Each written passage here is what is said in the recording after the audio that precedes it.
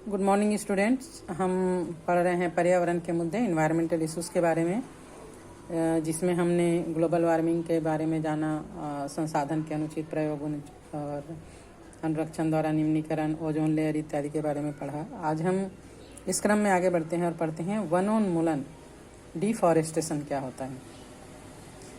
One प्रदेश का one रहित क्षेत्र में रूपांतरण करना ही वनोन्मूलन कहलाता है ना। जैसे कि इंसान जो है, मानव अपने आवश्यकता की पूर्ति के लिए इसको जंगलों को काट कर वहाँ पर खेती के लिए ज़मीन को सपाट कर रहा है, स्कूल कॉलेज के निर्माण के लिए जंगलों को काट रहा है, फैक्ट्री शहर के निर्माण, बढ़ोतरी है ना इत्यादि के लिए वनों को काट रहा है। तो इस प्रकार वन प्रदेश को वन रहित क्षेत्र में परिवर्तित कर दे रहा है। यही जो है वो कहलाता है वनोन्मूलन। मानव अपने हित की पूर्ति के लिए वन की कटाई करते जा रहा है और इससे क्रमशः वन प्रदेश वन रहित क्षेत्र में परिवर्तित हो जा रहे हैं। इस क्रिया को ही वनोन्मूलन कहा जाता है। भारत जैसे विकासशील देश में ये क्रिया बहुत तेजी से बढ़ रही है, क्योंकि भारत की जनसंख्या जो है वो बहुत तेजी से बढ़ते जा रही है और जनसंख्या की आवश्यकताओं की पूर्ति के लिए वनों का कटाई जो है बहुत तेजी से हो रहा है। 20वीं सदी के आरंभ में यहाँ पर कुल क्षेत्रफल का लगभग 30% भाग जंगलों से भरा हुआ था, लेकिन सदी के अंत तक अब ये घटकर मात्र 19.4% ही रह गया है। इतना ज़्यादा मतलब जंगलों की कटाई हो रही है अपनी आवश्यकताओं को पूरा करने के लिए। हमारी राष्ट्रीय वन नीति 1988 के अनुसार पर्वतीय क्षेत्रों में 67% और मैदानी क्षेत्रों में 33% वन होने चाहिए। एक अनुमान के अनुसार शीतोष्ण क्षेत्र में वनोन्मूलन की दर उष्णकटिबंधीय क्षेत्र से बहुत ही कम है और शीतोष्ण क्षेत्र में केवल 1% जंगल कटे हैं और उष्णकटिबंधीय क्षेत्रों में ये जो है बढ़कर प्रतिशत जो है वो बढ़कर 40% हो गया है और इतने मतलब जंगल जो है वो नष्ट हो गए हैं। वन कटाई का एक मुख्य कारण बढ़ती हुई जनसंख्या, मानव की आबादी है, बल्कि यही एक मुख्य कारण है जिसके कारण आबादी, मानव की जो बढ़ती हुई आबादी है उसके कारण वनोन्मूलन हो रहा है। रोटी कपड़ा मकान के लिए वन प्रदेश को काटकर कृषि भूमि में परिणित करना पड़ता है ना। भोजन की आवश्यकता के अलावा मकान का निर्माण करना है, शहरों की जनसंख्या, बढ़ती हुई जनसंख्या को मकान की आपूर्ति कराना है, ईंधन की आपूर्ति के लिए, फर्नीचर के लिए, दवाइयों के लिए, जानवरों को मारकर, मतलब बहुत सारे है ना, हॉस्पिटल है, कॉलेज है और क्या बोलते हैं फैक्ट्री वगैरह है, इन सभी के निर्माण के लिए वनों की अंधाधुंध कटाई की जा रही है। झूम खेती जो भारत के कुछ भाग में खास करके उत्तर पूर्वी राज्यों में प्रचलित है, उससे भी वन कटाई में वृद्धि हो रहा है। इसके तहत काटो और जलाओ का सिद्धांत भी अपनाया जाता है। कृषक जंगल के वृक्ष को काटकर ईंधन के लिए ले आते हैं और इसके जो राख है उसका उपयोग उर्वरक के रूप में करते हैं। इस प्रकार जंगल के वृक्ष को काटते हैं जो कि कई वर्षों बाद तैयार होता है। वन कटाई में मिले भूमि पर वो अपने मवेशी को छोड़ देते हैं और जब वो खाली हो जाता है तो वहाँ पर चारा उगाते हैं मवेशियों के लिए। ये खेती तब तक की जाती है जब तक कि वहाँ की उर्वरता कायम रहती है, जब तक वहाँ पर अच्छा उत्पादन होते रहता है। जैसे ही वहाँ की उर्वरता खत्म हो जाती है, अच्छे से वहाँ पे फसल नहीं हो पाता, तो उस खेत को कई वर्षों तक ऐसी खाली छोड़ दिया जाता है, उसका कोई उपयोग नहीं किया जाता और कृषक और अन्य क्षेत्र में आकर फिर से ये जो है वो वन की कटाई करके फिर एक प्रक्रिया को दोहराते हैं। इस प्रकार पृथ्वी से वनों के विनाश होने से धरती की जलवायु पर बहुत ही प्रतिकूल असर पड़ रहा है।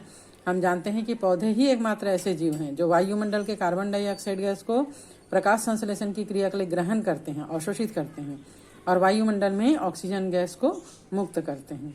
अगर पौधे ना हो, पेड़ ना हो तो ये क्रिया बंद हो जाएगी टोटल। वृक्षों की संख्या में कमी होने से वायुमंडल के कार्बन डाइऑक्साइड की सांद्रता में कंटिन्यू वृद्धि होती जा रही है और ऑक्सीजन की जो है वो कमी होती जा रही है। इसके अलावा वृक्ष पर अनेक प्रकार के जीव आश्रित रहते हैं। इनकी कमी से भी जैव विविधता में कमी आ रही है। वनों की कटाई से भूमि के ऊपर पौधों का जो आवरण रहता है ना, ओजोन लेयर का जो आवरण है वो भी पतला होते जा रहा है, खत्म होते जा रहा है और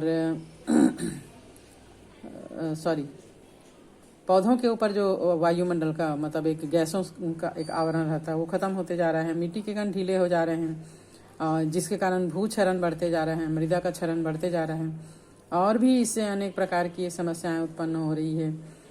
वनों से जलीय चक्र प्रभावित होता है, वर्षा की मात्रा पर इसका व्यापक असर पड़ता है। इस प्रकार पारिस्थितिक तंत्र में असंतुलन स्थापित हो जा रहा है। जिस जगह पर वन नष्ट हो गए हैं वहां फिर से वनों को लगाने की प्रक्रिया को पुनर्वनीकरण कहा जाता है।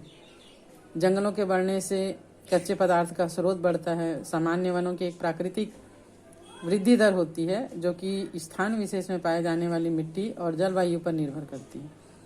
फिर भी वृक्षारोपण कर इस कार्य में तेजी लाई जा सकती है। इसके लिए सतत मानव का प्रयास जो है वो आवश्यक है। जिस क्षेत्र में वनीकरण किया जाता है वहां पर पहले से अवस्थित जैव विविधता की क्षति न हो, इस बात का भी हमेशा ध्यान रखना जरूरी है। तो वन संरक्षण में लोगों की भागीदारी क्या है? Peoples participation in conservation of forest. मनुष्य और अन्य जीवों के समुचित विकास और वृद्धि के लिए वन संरक्षण बहुत ही आवश्यक होता है। इसके लिए सभी लोगों की भागीदारी होनी चाहिए। अगर वन क्षेत्र के आसपास के लोग इसे बचाने के लिए सजग हो रहेंगे तो वर्तमान पीढ़ी की जरूरत भी पूरी होगी और भविष्य की आवश्यकताओं की पूर्ति की भी क्षमता बनी रहेगी।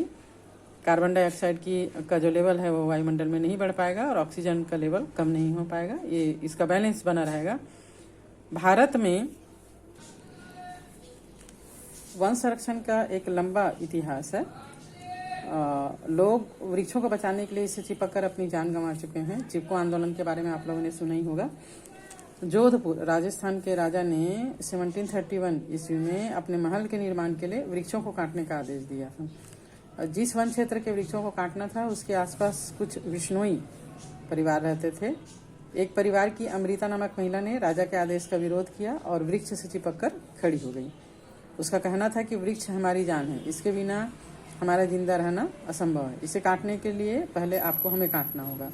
राजा के लोगों ने पेड़ के साथ साथ उस महिला और उसके बाद उसकी 3 बेटियां और विश्नोई परिवार के सैकड़ों लोगों को वृक्ष के साथ कटवा दिया।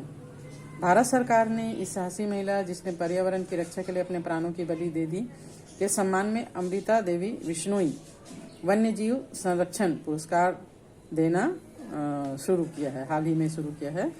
और ये पुरस्कार ग्रामीण क्षेत्र के ऐसे व्यक्तियों, समुदायों और संस्थाओं को दिया जाता है जो वन्य जीवों की रक्षा के लिए समर्पित हैं। चिपको आंदोलन एवं डॉक्टर सुंदरलाल बहुगुणा के नाम से ही वन संरक्षण की संवेदना होने लगती है। 1974 ईस्वी में हिमालय के गढ़वाल में जब ठेकेदारों द्वारा वृक्षों को काटने की प्रक्रिया प्रारंभ हुई तो इसे बचाने के लिए स्थानीय महिलाओं ने भी अदम्य साहस का परिचय दिया और वे वृक्षों से चिपकी रही और वृक्षों को काटे जाने से रोकने में सफल रही। यही प्रयास आंदोलन का रूप ले लिया और चिपको आंदोलन के रूप में विश्वविख्यात हुआ। वन संरक्षण में मानव की भागीदारी के महत्व को समझकर भारत सरकार ने 1980 ईस्वी के दशक में संयुक्त वन प्रबंधन लागू किया और इसका उद्देश्य ये है कि स्थानीय लोगों को साथ लेकर वनों की रक्षा एवं उचित प्रबंधन किया जा सके।